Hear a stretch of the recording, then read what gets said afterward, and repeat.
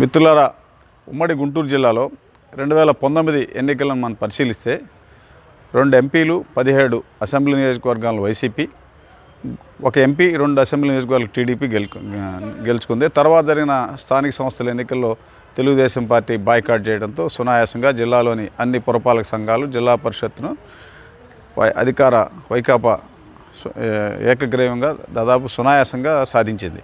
దీనికి సంబంధించిన అంశాలు ఉన్నాయి. మనం అంటే ప్రధానంగా 2 నెలల్లో సార్వత్రిక ఎన్నికలు జరగబోతున్నాయి.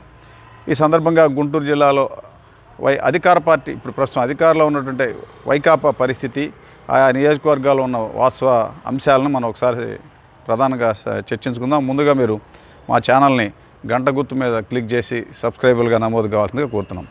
ప్రధానంగా మిత్రులారా, ఉమ్మడి గుంటూరు జిల్లాలో బాపట్ల లోక్సభ, పత్తిపాడు, వేమూరు, తాడికొండ 3 అసెంబ్లీ నియోజకవర్గాలు అంటే 4 స్థానాలు ఎస్సీలకు రిజర్వ్ చేశారు. ఇప్పుడు ప్రధానంగా ఇప్పుడున్న పరిస్థితులు మన పరిగణలో తీసుకుంటే ఎన్నికల తర్వాత గుంటూరు పశ్చిమలో గెలిచినటువంటి టీడీపీ అభ్యర్థి మద్దాలగిరి వైకాపాలోకి జంప్ అయ్యారు. దాంతో ఇప్పుడు తెలుగుదేశం పార్టీకి గుంటూరు ఎంపీ గల్లా జయదేవ్, రేపల్లి ఎమ్మెల్యే అనగాని సత్యప్రసాద్ ఇద్దరే మిగిలారు. ఈ 4.5 ఏళ్లలో రాజకీయంగా జరిగిన అనేక పరిణామాలతో అధికార పార్టీలో పెద్ద ఎత్తున అసంతృప్తి, గ్రూపుల పోరు, రకరకాలైనటువంటి వ్యవహారాలు నడుస్తూ ఉన్నాయి. జగన్ ముఖ్యమంత్రిగా బాధ్యత స్వీకరించిన వెంటనే రేపల్లెలో మోపిదేవి రమణ, పత్తిపాడులో సుచేతని మంత్రులుగా తీసుకున్నారు.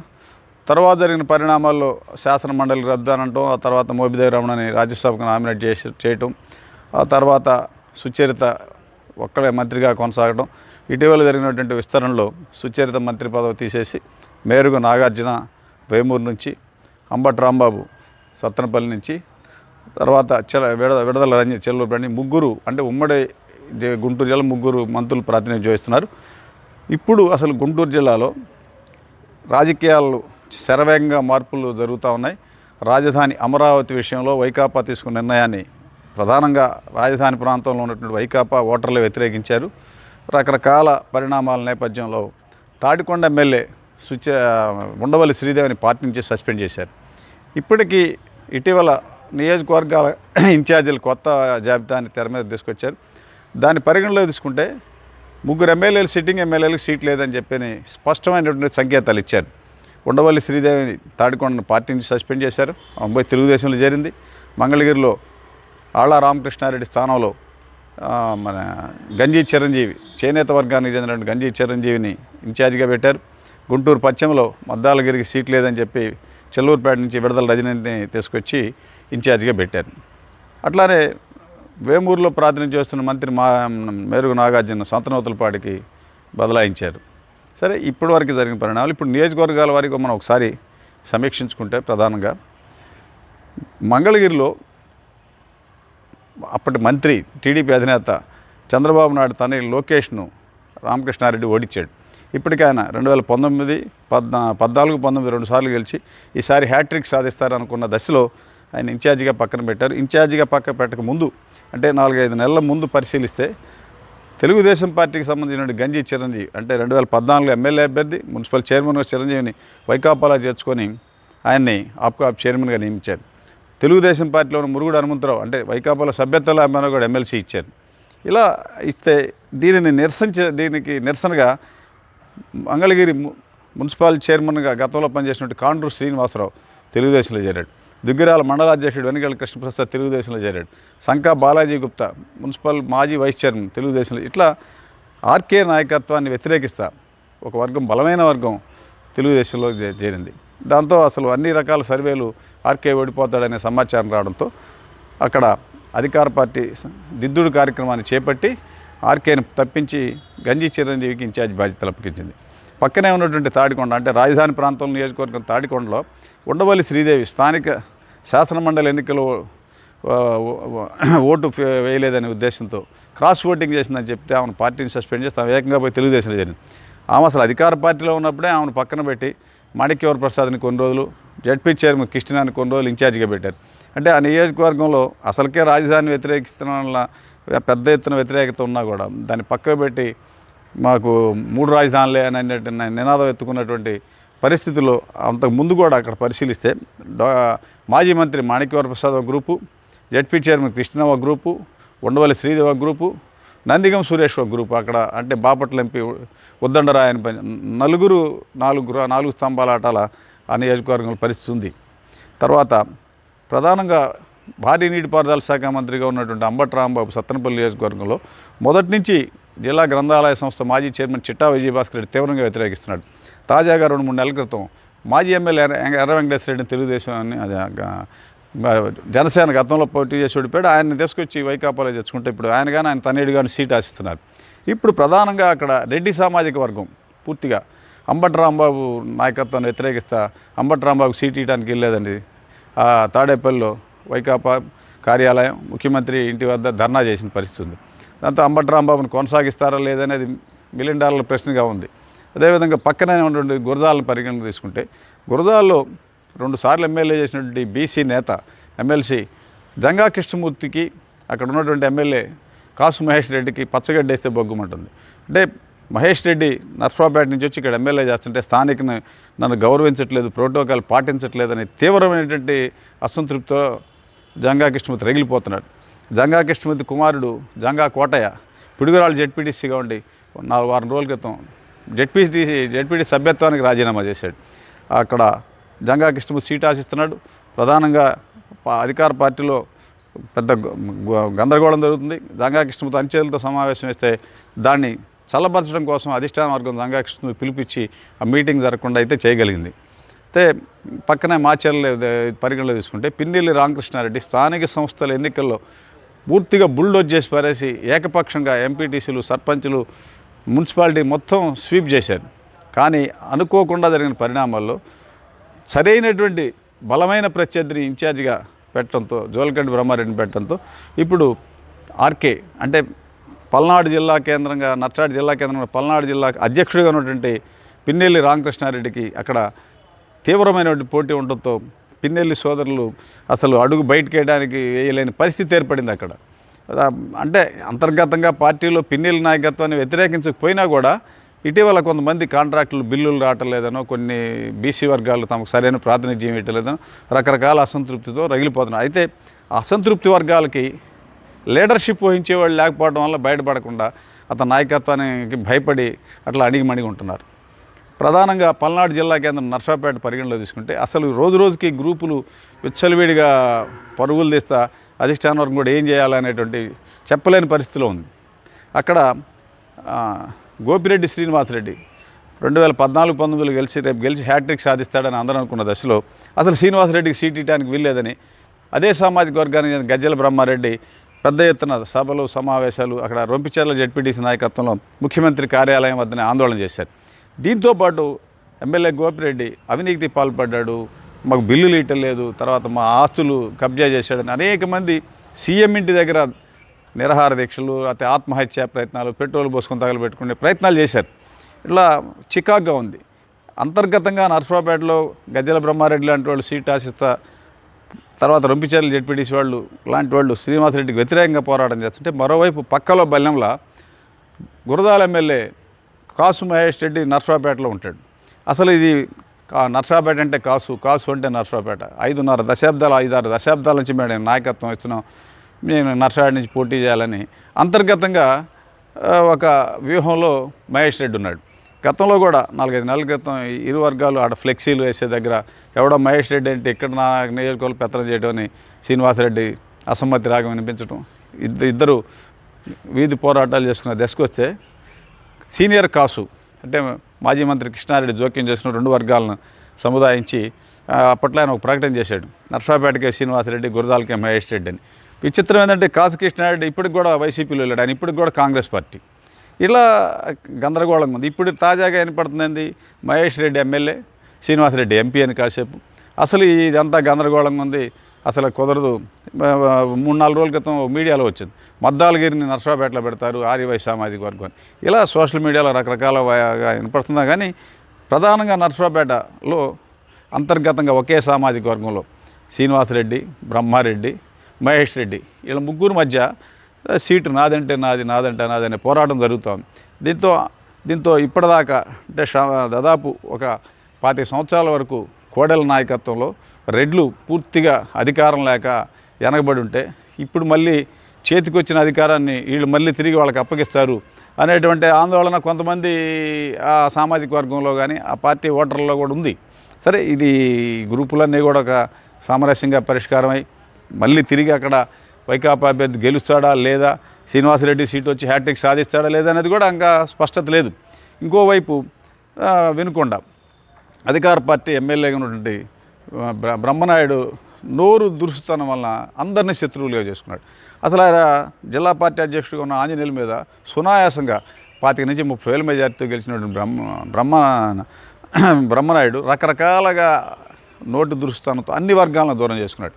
ఎన్నికలు అయిపోయిన ఏడాదిలోనే స్థానిక సంస్థలను బహిష్కరించినా కూడా తెలుగుదేశం పార్టీ సునాయాసంగా సేవల్యాపురం జెడ్పీటీసీని గెలుచుకుంది. సేవల్యాపురం అంటే బ్రహ్మనాయుడు సొంత మండలం, అక్కడ తెలుగుదేశం గెలుపొందింది.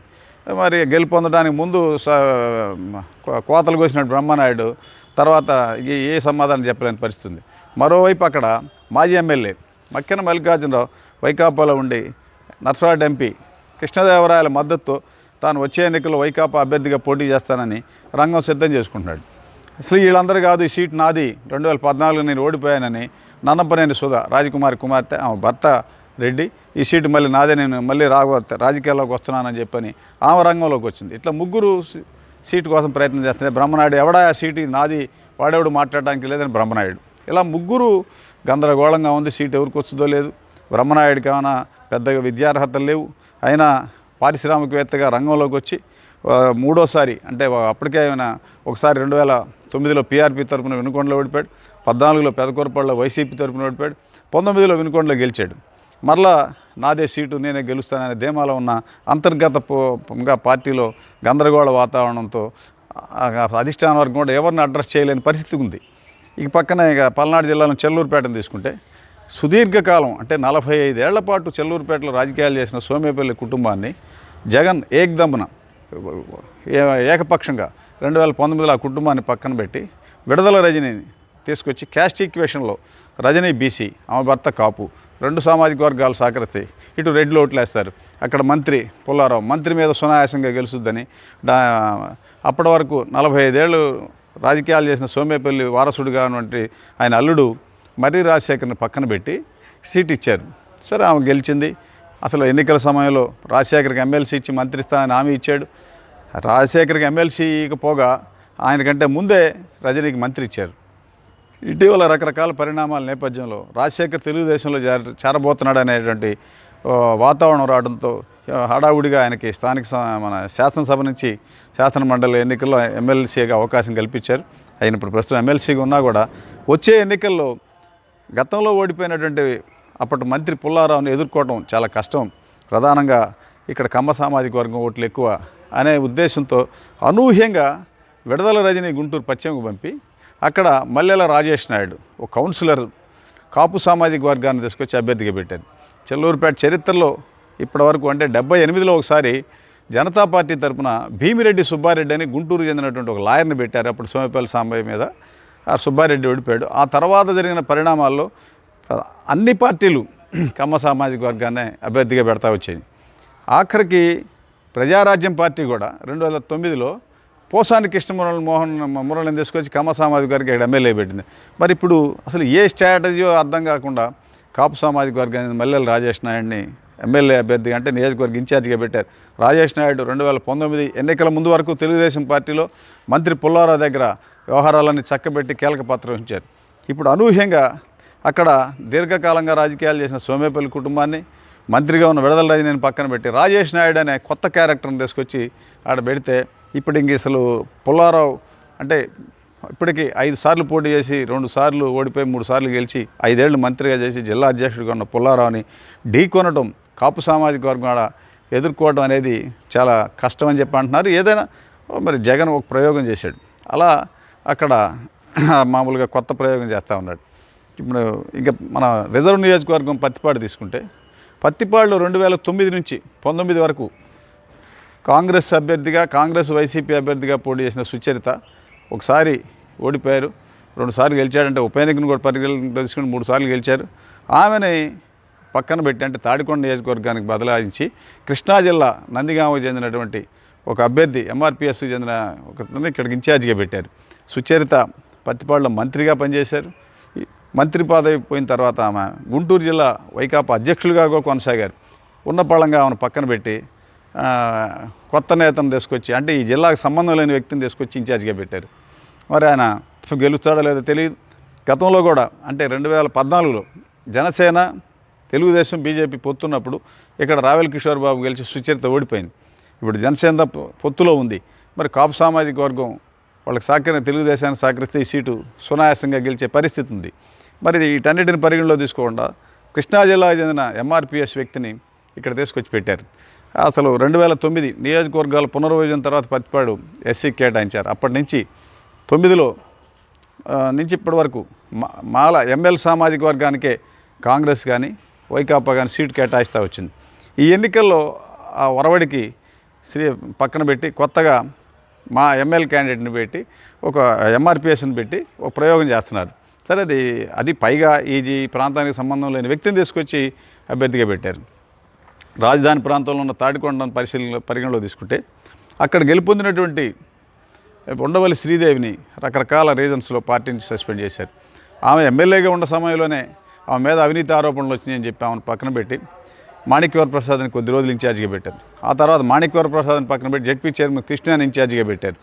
ఇప్పుడు ఎన్నికల్లో వీళ్ళిద్దరిని తీసి పారేసి సుచరితను అక్కడికి ఎమ్మెల్యే అభ్యర్థిగా ఇన్ఛార్జిగా పెట్టారు. అక్కడ అంతకుముందే ఉండవల్లి శ్రీదేవి తర్వాత నందిగం సురేష్ గ్రూపుల మధ్య గొడవ ఉండేది. మరి అవన్నీ అడ్రస్ చేయకుండా ఇప్పుడు సుచరితను తీసుకెళ్ళి అక్కడ ఇన్ఛార్జిగా పెట్టారు. మరి శ్రీదేవిని పార్టీని సస్పెండ్ చేశారు. ఆమె ఏకంగా పోయి తెలుగుదేశంలో చేరింది.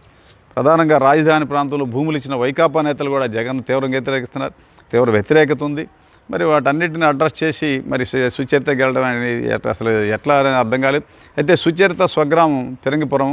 ఆమె గతంలో ఫిరంగిపురం జెడ్పీటీసీగా పనిచేయడం వల్ల ఈ నియోజకవర్గానికి ఆమెను మార్చామని చెప్తున్నారు. ఫిరంగిపురం మన సుచరిత వాళ్ళ సమీప బంధువు ఎస్సీ మహిళలకు కేటాయించగా ఫిరంగిపురంలో గతంలో కూడా జెడ్పీటీసీగా వీళ్ళ వదిన గారు గెలిచారు. సరే ఇవన్నీ పరిస్థితులు పెట్టామని అక్కడ పెట్టామని అభ్యర్థిగా చెబుతున్నారు. ఏదైనా అక్కడ అంతర్గత పోరు ఉన్న సిట్టింగ్ ఎమ్మెల్యేని పక్కన పెట్టి ఏకంగా సుచరితను అక్కడ ఇన్ఛార్జిగా పెట్టారు. గుంటూరు పశ్చిమ నియోజకవర్గాన్ని పరిశీలిస్తే తెలుగుదేశం నుంచి గెలుపొందినటువంటి మద్దాల గిరి వైకాపాలో చేరితే గిరికే సీట్ ఇస్తున్నామని చెప్పని ఏడాది క్రితం చంద్రగిరి యేసురత్నం అంటే 2019లో గిరి మీద ఓడిపోయినటువంటి యేసురత్నాన్ని ఎమ్మెల్సీకి పంపించి గిరికి ఇబ్బంది లేకుండా రూట్ క్లియర్ చేశాం అనే సంకేతాలు ఇచ్చి ఇప్పుడు ఉండపాళంగా గిరిని పక్కన పెట్టి చెల్లూరుపేటకు చెందినటువంటి రజనీని గుంటూరు తీసుకొచ్చి ఇన్ఛార్జిగా పెట్టారు. ఈ సందర్భంగా కొంత ఆర్వైఎస్ సామాజిక వర్గం 4-5 రోజులు ఆందోళన కూడా చేసింది. గిరికి అన్యాయం చేశారు, గిరికి సీట్ ఇవ్వాల్సిందనేటువంటి ఆందోళన చేసినా కూడా వాటిని పరిగణలో తీసుకోకుండా రజనీని ఇన్ఛార్జిగా పెట్టారు. ఇప్పుడు మద్దాలగిరి ఆధ్వర్యంలో ఆమె ఇక్కడ ఎన్నికల క్యాంపెయిన్ని ప్రారంభించారు. సరే మొన్న వైకాపా సునామీలోనే తెలుగుదేశం సునాయాసంగా ఈ సీట్ని గెలుచుకుంది. అసలు పరిస్థితులు ఎట్టన్నా ఉన్నాయి. 2014 అంటే ఆంధ్రప్రదేశ్లో రాష్ట్ర విభజన తర్వాత జరిగిన ఎన్నికల్లో 2014లో ఓడిపోయిన అప్పిరెడ్డి, తర్వాత 19లో ఓడిపోయినటువంటి యేసురత్నం, 14లో గెలిచినటువంటి వేణుగోపాల్ రెడ్డి, 19లో గెలిచినటువంటి గిరి, నలుగురు వైకాపాలో ఉన్నారు ఇప్పుడు. మరి ఈ విధంగా అందరు ఇక్కడే ఉన్నారు, మేము సునాయాసంగా గెలుస్తామనే ధీమాలో వైకాపా నేతలు ఉండి కొత్త ఇన్ఛార్జి నాయకత్వంలో వాళ్ళు ఎన్నికల క్యాంపెయిన్ బిగించేశారు. తూర్పులో పరిశీలిస్తే అక్కడ మొదటి నుంచి ఒక ఆనవాయితీ అంటే ఎవరు ఆడ హ్యాట్రిక్ సాధించాల. మీరు గతంలో పరిగణలో తీసుకుంటే 85-89లో గెలిచిన జానీ 94లో ఓడిపోయాడు, దాంతో హ్యాట్రిక్ మిస్ అయింది. 94-99లో గెలిచిన జియావుద్దీన్ 2004లో ఓడిపోయి హ్యాట్రిక్ మిస్ అయింది. 2014-19లో గెలిచినటువంటి ముస్తఫా 19లో గెలిచి హ్యాట్రిక్ సాధిస్తాడు, మంత్రి అవుతాడని ఊహిస్తే ఆయన ఎన్నికలకు ముందు అస్త్ర సన్యాసం చేసి ఎన్నికల్లో నేను ఉండలేదు, మా కుమార్తె ఉంటుంది, ఆమెకు సీట్ ఇవ్వండి అని చెప్పని ఆమెకు ఇన్ఛార్జిగా ఇచ్చారని చెప్పని ఆమెకు అసలు ఇటీవల గన్మెన్ కూడా ఎన్నికల ముందే ఆమె గన్మెన్ కూడా కేటాయించారు. ఇప్పుడు తాజాగా ఆమెకు సీట్ వచ్చుదా లేదనే పరిస్థితి. ఒకవైపు అంటే 19 ఎన్నికల తర్వాత జరిగిన పరిణామాల్లో మాజీ ఎమ్మెల్యే తెలుగుదేశం పార్టీ జియావుద్దీన్ వైకాపాలోకి వెళ్ళాడు. ఇప్పుడు వైకాపా తరఫున ఆయన సీట్ ఆశిస్తున్నాడు. మరోవైపు మామూలు కార్పొరేటర్గా ఉన్నటువంటి షౌకత్ కుమార్తె డిప్యూటీ మేయర్గా ఉంది, ఆమె సీట్ అడుగుతుంది. ఇక్కడ తర్వాత మహమ్మద్ జానీ కుమారుడు సీట్ అడుగుతున్నాడు. ఇట్లా రకరకాలుగా సీట్ అడుగుతున్నాడు. ఇప్పుడు ముస్తఫా కూతురికి సీట్ వచ్చుద్దో లేదో తెలియదు. సీట్ వచ్చే అందరూ కలిసి ఐకమత్యంగా పనిచేస్తారో లేదో తెలియని పరిస్థితి తూర్పులో నెలకొంది. ఇక పొన్నూరు నియోజకవర్గం తీసుకుంటే ప్రధానంగా ఎమ్మెల్యే కిలారి రోసయ్య ఆ రోజు ఉమారెడ్డి అల్లుడుగా ఆయన సీటు సాధించాడు. అంటే గుంటూరు ఎంపీ క్యాండిడేట్ అనుకున్న రోసయ్యని చివరి నిమిషంలో వేణుగోపాల్ రెడ్డి తెలుగుదేశంలో చేరిన తర్వాత రోసయ్యని పొన్నూరు ఎమ్మెల్యేగా పంపించారు. అక్కడ ఎమ్మెల్యే బాగా మీద పెద్ద ఎత్తున అవినీతి ఆరోపణలు రావడం, ప్రధానంగా సీనియర్ నేతగా ఉన్న దుదులపల్లి నరేంద్ర ఈ 5 ఏళ్లలో కొంచెం అలా ఓడిపోయిన తర్వాత లోపాలను సవరించుకొని స్ట్రాంగ్గా బలోపేతం అయ్యాడు.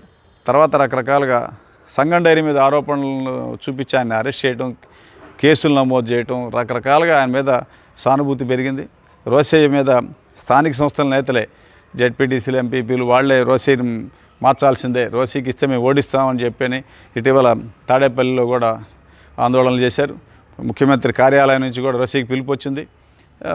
బహుశా ఆయనకి సీట్ ఇస్తారా లేదా అనేది ఒక చర్చనీయాంశంగా ఉంది. అక్కడ కూడా పార్టీలో అంతర్గత పోరు పెద్ద ఎత్తున కొనసాగుతుంది. తెనాలిలో తీసుకుంటే అయితే ఎమ్మెల్యే నాయకత్వంలో కమ్మ సామాజిక వర్గం చెందిన అన్నాబత్తిని శివకుమార్కి వ్యతిరేకత లేకపోయినా కూడా అయితే లోకల్గా ప్రభుత్వం మీద ఉన్న వ్యతిరేకత ఆయన మీద పనిచేస్తుంది అనేటువంటి భావన ఉంది. పక్కనే ఉన్నటువంటి కొల్లిపర మండలం రెడ్లు డామినేషను, అక్కడ జెడ్పీటీసీ ఇప్పుడు జెడ్పీ చైర్మన్ కృష్ణ కొల్లిపర నుంచి జెడ్పీటీసీగా గెలిచారు. అక్కడ రెడ్డి సామాజిక వర్గానికి శివకుమార్కి మంచి సంబంధాలే ఉన్నా కూడా జనసేన తెలుగుదేశం పార్టీ కలవటం వల్ల, అంటే ఆలపాటి రాజా నాదెండ్ల మనోహరు ఇద్దరిలో ఒకళ్ళే అభ్యర్థి కావడం వల్ల, ఉమ్మడి అభ్యర్థి కావడం వల్ల ఆయన ఉమ్మడి అభ్యర్థిని ఎదుర్కొనే పరిస్థితి లేదు. మొన్న కూడా మీరు పరిశీలిస్తే జనసేన తెలుగుదేశం ఓట్లు గెలిస్తే ఆడ సునాయాసంగా తెలుగుదేశం గెలిచే పరిస్థితి ఉంది. అందువల్ల తెనాల్లో అంతర్గత పోరు లేకపోయినా కూడా జనసేన తెలుగుదేశం పార్టీ పొత్తుతో ఆ సీట్లో కూడా వైకాపా ఆశించినటువంటి ఫలితం సాధించే పరిస్థితి లేదు. మంత్రి మేరుగు నాగార్జున ఇప్పటికే ఆయన 3 సార్లు పోటీ చేశారు. 2 సార్లు, ఒకసారి కాంగ్రెస్, 2 సార్లు వైకాపా. 2009, 14లో ఓడిపోగా 19లో గెలిచాడు. గెలిచినాక విశ్రాంతి తర్వాత అంటే సెకండ్ హాఫ్లో ఆయన మంత్రి అయ్యాడు. ఇప్పుడు ఆయన్ని తీసుకెళ్ళి ఇక్కడ పెద్ద ఎత్తున అవినీతి ఆరోపణలు వ్యతిరేకత ఉందని సంతనూతలపాడు ఇన్ఛార్జిగా పెట్టారు. ఇక్కడ ప్రకాశం జిల్లా కొండెపిలో ఇన్ఛార్జిగా ఉన్నటువంటి ఆయనని రాజశేఖర్ అనే అతను తీసుకొచ్చి ఇక్కడ పెట్టారు. అశోక్ని తీసుకొచ్చి ఇక్కడ పెట్టారు. అశోక్ సతీమణి కమ్మ సామాజిక వర్గం అంట కాబట్టి ఇక్కడ లబ్ధి పొందుదామనేటువంటి క్యాస్ట్ ఈక్వేషన్లో ఆయన ఇక్కడ ఇన్ఛార్జిగా పెట్టినట్టు చెబుతున్నారు. మరోవైపు తెలుగుదేశం పార్టీ చెందినటువంటి ఆనందబాబు స్ట్రాంగ్గా ఉన్నాడు. ఇప్పుడు నాగార్జున ఇక్కడి నుంచి బదిలీ చేసినా కూడా నాగార్జున మీద ఉన్నటువంటి ద్వితీయ శ్రేణి నాయకులు పెద్ద ఎత్తున ఆరోపణలతో రోజు రోజుకి ఆయన మీద అసంతృప్తి వెళ్ళగొక్కుతున్నారు. ప్రధానంగా ఎంఆర్పిఎస్ ఎంఎల్ ఈ సామాజిక వర్గాల మధ్య సమతుల్యత పాటించడంలో నాగార్జున విఫలమయ్యాడని, రకరకాలుగా ఇసుక వ్యవహారాల్లో పెద్ద ఎత్తున ఆరోపణలు రావడం, దానికి తగ్గట్టు ఆయన రాష్ట్ర స్థాయి ఆ పార్టీ ఎస్సీసీఎల్ అధ్యక్షుడిగా ఉంటా ఈ నియోజకవర్గం పెద్ద పట్టించుకోవటం లేదని రకరకాల ఆరోపణలు ఉండడంతో ఈసారి గెలవడం ఇబ్బంది అని ఆయన సంతనూతలపాటు మార్చారు. కొత్త అభ్యర్థి ఇప్పుడే జనంలో తిరుగుతూ ఉన్నాడు. ఏదైనా అక్కడ గ్రూపుల పోరు వల్లనే అభ్యర్థిని మార్చాల్సిన పరిస్థితి ఏర్పడింది. రేపల్లె తీసుకుంటే బాపట్ల జిల్లా రేపల్లెలో అంటే గతంలో కూచినపూడికి ప్రాతినిధ్యం వహించిన రమణ నియోజకవర్గాల పునర్విభజన తర్వాత కూచినపూడి రద్దు కావడంతో రేపల్లె నుంచి రిప్రజెంటేషన్ చేశాడు. అంటే రమణ 89 నుంచి 2019 వరకు 7 ఎన్నికల్లో ఆయన పోటీ చేస్తే 4 సార్లు ఓడిపోయాడు, 3 సార్లు గెలిచాడు. ఆయన మండలాధ్యక్షుడిగా ఉండి 89, 94 వరుసగా పోటీ చేస్తే 2009లో నియోజకవర్గాల పునర్విభజనలో కూచినపూడి రద్దు కావడంతో ఆయనకి రేపల్లెలో అవకాశం కల్పించారు. ఇప్పుడు ఉండపళంగా రమణ కుటుంబాన్ని పక్కన పెట్టి అంటే రమణ తన రాజ్యసభ సభ్యుడిగా ఉండటం వల్ల కుమారుడనో సోదరుడో తర్వాత భార్యనో అభ్యర్థిగా తేవాలనేటువంటి ఒక ప్రిపరేషన్లో ఉన్నాడు. దీంతో పాటు రేపల్లెలో ఆయన ఇల్లు కట్టుకొని రేపల్లె నివాసంగా ఏర్పాటు చేసుకొని బాపట్ల జిల్లా అధ్యక్షుడిగా కొనసాగుతున్నాడు. తర్వాత ఆయన గత ఎన్నికల్లో ఎమ్మెల్యేగా ఓడిపోయినా కూడా జగన్ ఆయనకు మంత్రి పదవి ఇచ్చి తర్వాత ఎమ్మెల్సీ చేసి శాసనమండలి రద్దు చేస్తున్నామంటే ఆయన రాజ్యసభకు పంపించాడు, ఎంతో ప్రాధాన్యత ఇచ్చాడు. దాంతో సీటు తనదే అనే ఉద్దేశంతో తాను ఎంపీగా ఉండటం వలన సోదరుడు కుమారుడినో పెట్టాలని ఓ ప్లాన్లో ఉన్న సమయంలో ఉన్నపళంగా ఆల్టర్నేటివ్గా నీకు ఇక్కడ సీట్ లేదు అని చెప్పని తెలుగుదేశం పార్టీలో సుదీర్ఘకాలం పనిచేసినటువంటి ఈపూరు సీతారామ తనయుడు ఈ ఊరు గణేష్ ఇన్ఛార్జిగా పెట్టారు. గణేష్ 2009లో ఇక్కడ పీఆర్పీ అభ్యర్థిగా పోటీ చేసి ఓడిపోయాడు. ఆయన తల్లి తండ్రి ఇద్దరు కూచినపూడి ఎమ్మెల్యేలుగా చేశారు. తల్లి చంద్రబాబు క్యాబినెట్లో మంత్రిగా పనిచేసింది. అక్కడ గణేష్ గౌడ సామాజిక వర్గం, మోపిదేవి రమణ మత్స్య సామాజిక వర్గం. ఒక్కసారిగా మత్స్య సామాజిక వర్గానికి ఫిషర్మెన్కి సీట్ లేదనేసరికి ఫిషర్మెన్లు పెద్ద ఎత్తున ఆందోళన చేస్తున్నారు. అంటే 35 ఏళ్ల పాటు ఆ నియోజకవర్గంలో నాయకత్వం వహిస్తున్నటువంటి రమణ గ్రూపు రగిలిపోతుంది. సీటు మాకు ఇవ్వకపోవటం ఏందని. కొంతమంది ఇప్పటికే రమణ పార్టీకి అనుకూలంగా పనిచేయాలన్నా కూడా దాన్ని ధిక్కరించి తెలుగుదేశం పార్టీలో చేరారు జెడ్పీటీసీలు. ఇలా అంతర్గతంగా రమణ అడ్రస్ చేయలేకపోతున్నాడు ఆ వర్గాన్ని. అంటే 89లో నుంచి అక్కడ సీటు తీసుకుంటున్నట్టు రమణ వైఎస్ క్యాబినెట్, రోసే క్యాబినెట్, కిరణ్ కుమార్ రెడ్డి 3 క్యాబినెట్లో మంత్రిగా పనిచేశాడు. జగన్తో పాటు జైలుకి వెళ్ళాడు. ఇంత ప్రాధాన్యత ఉన్నటువంటి కుటుంబాన్ని పక్కన పెట్టి, ఉన్న పళంగా పక్కన పెట్టి గౌడ సామాజిక వర్గానికి ఇక్కడ ప్రాధాన్యత ఇటువంటి మత్స్యకారులు రగిలిపోతూ ఉన్నారు. అక్కడ పూర్తిగా అడ్రస్ చేయలేదు. తర్వాత ఇటీవల రమణ కూడా మనకి ఇష్టం లేకపోయినా కూడా రాజకీయాల్లో కొన్నిసార్లు తప్పదు అనేటువంటి సంకేతాలు ఇచ్చాడు. దీంతో ఆ వర్గం మౌనంగా ఉండి ఎప్పుడేం జరుగుతుందో అనే పరిస్థితి కొనసాగుతూ ఉంది. ఇక జిల్లా కేంద్రం, కొత్త జిల్లా కేంద్రం బాపట్లం పరిగణలో తీసుకుంటే ఇక్కడ కూడా ఇప్పుడు ఎమ్మెల్యేగా ఉన్నటువంటి కోన రఘుపతి 2014లో గెలిచాడు, 19లో గెలిచాడు. ఈసారి గెలుపొంది హ్యాట్రిక్ సాధిస్తాడని అందరూ అనుకుంటుంటే అనూహ్యంగా ఇక్కడ సీటు కోసం ఆశించే వాళ్ళ సంఖ్య పెరిగింది.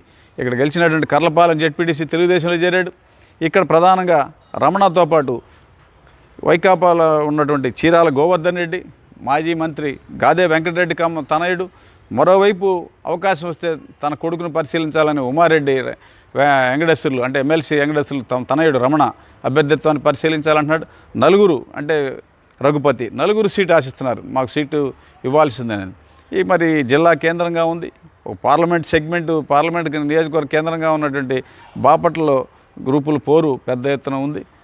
గతంలో కూడా ఈ అభ్యర్థులను ఒకసారి మనం పరిశీలిస్తే చీరాల గోవర్ధన్ రెడ్డి అక్కడ 89లో కాంగ్రెస్ ఎమ్మెల్యే చేశాడు, 99లో కాంగ్రెస్ సీటు రాకపోతే రెబల్గా పోటీ చేశాడు, 2009లో తెలుగుదేశం అభ్యర్థిగా పోటీ చేసి ఓడిపోయాడు, 14లో సీటు ఇప్పితే వైకాపాలో చేరాడు. అదేవిధంగా కోనే రఘుపతి 2009లో సీటు రాకపోతే కాంగ్రెస్ రెబల్గా పోటీ చేసి 35,000 ఓట్లు తెచ్చుకున్నాడు.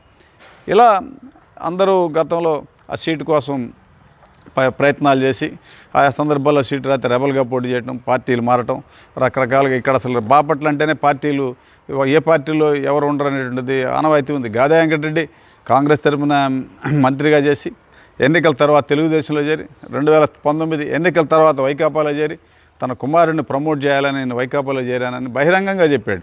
ఇప్పుడు మరి బ్రాహ్మణ సామాజిక వర్గానికి చెందిన కోన రఘుపతిని పక్కన పెట్టి సీట్ ఇస్తారా అనేది $1 మిలియన్ ప్రశ్న. సీట్ ఇస్తే రెడ్డి సామాజిక వర్గానికి ఇస్తే మరి జిల్లాలో రెడ్లకి ఎంతమంది రెడ్లకు సీట్ ఇస్తారనేది ఒక చర్చ.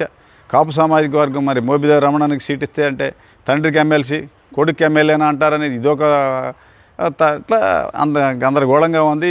కొత్త జిల్లా కేంద్రం బాపట్లలో కూడా రకరకాల సమీకరణలతో గందరగోళంగా ఉంది.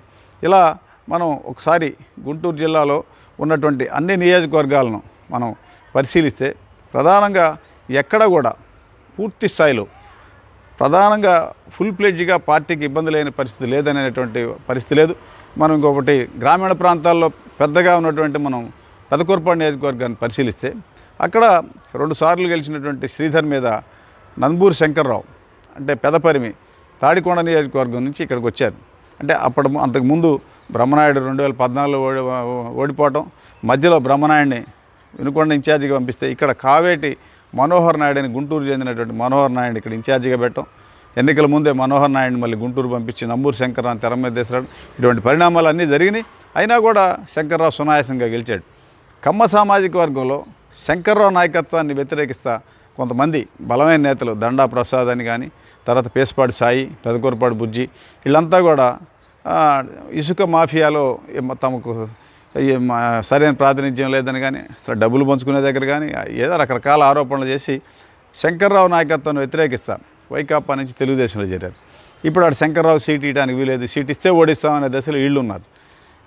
ఇట్లా నంబూరు శంకర్రావు కూడా ఫుల్ ప్లెడ్జ్గా తిరిగి సీట్ వచ్చుద్ది అనే ధీమాతో ఉన్నా కూడా అది జగన్ నాయకత్వంలో స్పష్టత లేదు. ఎప్పుడు ఎవరికి సీట్ ఇస్తాడో తెలియదు, ఎవరిని పక్కన పెడతారో తెలియని పరిస్థితి ఉంది. అందువల్ల ఏంటంటే శంకర్రావు కమ్మ సామాజిక వర్గానికి చెందిన వాళ్ళు కావటం వల్ల అక్కడ రెడ్డి సామాజిక వర్గం, కాపు సామాజిక వర్గం వ్యతిరేకించకపోయినా కూడా తెలుగుదేశం అభ్యర్థిని బట్టి శంకర్రావుకి సీటు ఉంటుందా పోద్దని చెప్పలేని పరిస్థితిలో ఉన్నామని చెబుతున్నారు. అక్కడ కూడా అంతర్గతంగా ఈ నాయకులందరి మధ్య ఎట్లా ఉంది. అసెంబ్లీ నియోజకవర్గాల పరిస్థితి ఎట్లుంటే 3 పార్లమెంట్ నియోజకవర్గాలు మనం ఒక్క నిమిషం పరిశీలిస్తే గుంటూరులో గత ఎన్నికల ఎంపీగా ఇప్పుడు వేణుగోపాల్ రెడ్డి ఇప్పుడు ట్రాక్లో లేరు. ఆయనకి ఎంపీ సీట్ ఇస్తారో లేదో తెలియదు. తాజాగా క్రికెట్ ప్లేయర్ అంబట్ రాయుడు అంటే కాపు సామాజిక వర్గానికి చెందిన అంబట్ రాయుడిని ఇన్ఛార్జిగా పెట్టి ఆయన ఇటీవల తెలుగుదేశం వైకాపాలో సీఎం జగన్ సమక్షంలో చేరాడు. ఆయనకి సీట్ ఇస్తారని చెబుతున్నారు. మరి ఆయనకి కాపు సామాజిక వర్గం తరపున సీట్ ఇస్తే బరిలో పోటీ చేయడానికి రెడీగా ఉన్నానని చెబుతున్నాడు.